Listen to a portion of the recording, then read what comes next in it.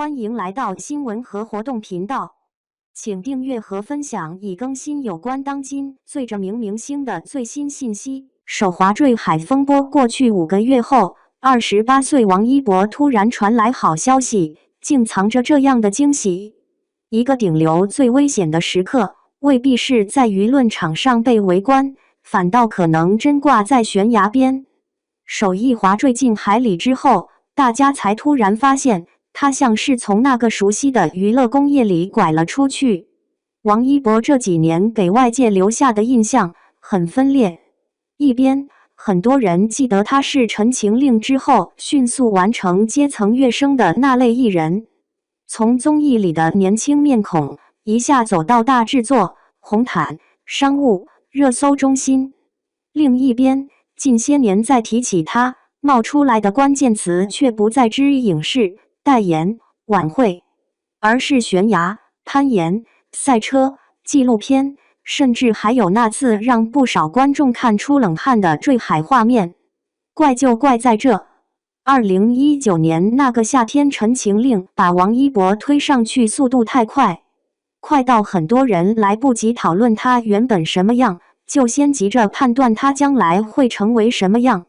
而娱乐圈对突然走红的人从不温柔，他给资源，也给标签，给掌声，也顺手把放大镜架你脸上。于是他从《天天向上》里存在感并不算强的年轻主持，变成了被反复审视的顶流样本。汪涵早年被问过为什么王一博能走红，他回一句为什么不可以。这事儿说白了就是，很多人后来总爱把王一博的走红拆成运气、流量、粉丝热度，却有意无意忽略了一个最朴素的事实：娱乐圈从来不缺被推上牌桌的人，缺的是推上去之后还能继续往前的人。陈情令之后，王一博确实吃到流量红利，影视、时尚、商务全线抬升，和更成熟的演员合作，站到更大的舞台中间。可流量这玩意儿从来不白给，你拿了多少关注，就得承受多少关于他到底配不配的追问。他也没躲。无名出来后，很多原本只把他归进偶像赛道的人，开始重新看他，因为动作戏能不能打，微表情稳不稳，角色有没有层次，这些东西骗不人。梁朝伟公开夸过他，圈里前辈愿意给这种评价，意思已经很清楚。可演员这条路，偏偏又不只看作品。提名风波一闹，关于身份、资历、流量的争执瞬间压过角色本身。搁谁不猛，一个艺人明明在作品里往前走，外界却总想把他拽回你到底是不是被流量拖上去的那套旧问题里。后来王一博在采访里说过，高强度工作正一点点消磨热情。说实话，看到这儿我是不信的。娱乐圈里谁不说自己累，谁不说想停一停，可真正停下来的人并不多。因为一旦曝光变少，位置就可能松动，代言会看数据，平台看热度，连路人都默认你应该持续出现在屏幕前，按那套熟悉的不能再熟悉的公式，进组、营业、红毯、直播、综艺，循环往复。偏偏他拐弯。2024年，他开始更明确地把精力投向户外纪录片和自然探索，寻护者也好，探索心境也好，给人的感觉都不像普通明星体验项目，不是去拍2张好看照片交差，而是真把人扔进山壁、海边、荒野里，让镜头记录体力、恐惧、失误，还有那些包装不出的狼狈。去年那次坠海就发生在这样的镜头里。预告片放出来时，王一博在海边徒手攀岩，手上没抓稳，整个人直掉下去，浪一下卷上来，观众先吓到，热搜也立刻顶上去，连杜华都说看得全身发麻。你品，你细品。如果这只是作秀，那他冒的风险太真；如果这是转型，那他又和内娱常见的转型很不一样，因为多数人的跨界停留在体验卡层面，王一博却真把手摸出茧，把身上蹭出伤，甚至把原本可以换来更快曝光和更稳收入的商业活动推开，只为了完成一部看起来并不讨巧的纪录片。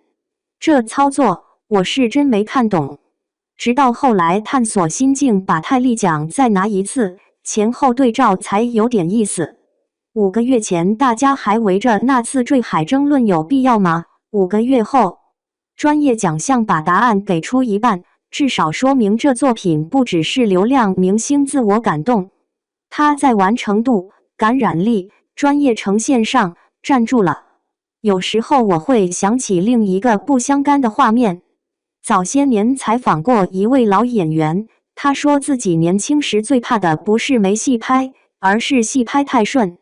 顺到所有人都知道该怎么消费你，你也知道该怎么重复自己，今天演这个，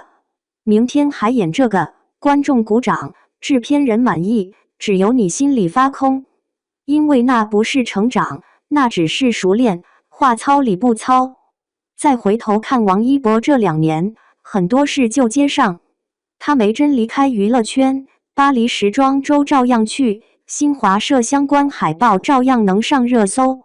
春晚和郭富城的花絮发出来，几个月没新动态也能把注意力吸回来，说明他的顶流底盘还在。可他也没按原路走，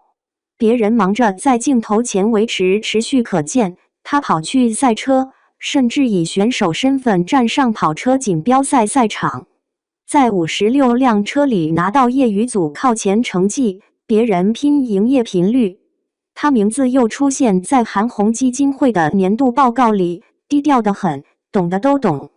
到这一步，外界其实该换个问法，问题早就不是王一博还红不红，而是他有没有把红这件事变成比热搜更耐用的东西，变成一种可以拿作品、拿身体投入、拿专业认可去托底的职业价值。流量会散，话题会旧，今天被追捧的人，明天也可能被嫌弃得很快。可一个人如果愿意从最舒适、最安全、最会赚钱那条路上拐出去，哪怕拐得笨一点、慢一点、冒险一点，至少说明他不甘心只做被市场定义的那种明星。王一博这一路到底是清醒的重建自己，还是冒险的消耗自己？对此，小伙伴们有什么看法呢？欢迎在下方评论区留言，和大家一起分享讨论吧。